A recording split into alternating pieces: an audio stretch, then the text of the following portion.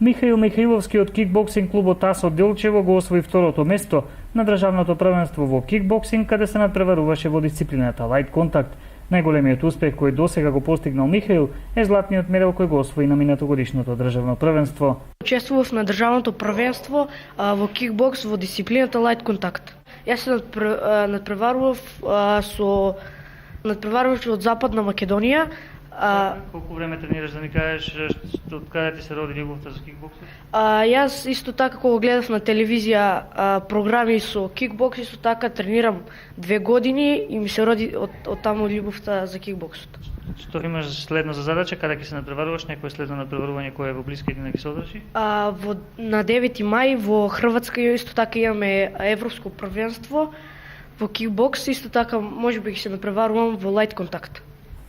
Инаку на државното првенство во кикбокс кое го организираше Fight Team од Скопје, учествуваа 183 спортисти од вкупно 20 клубови од државата.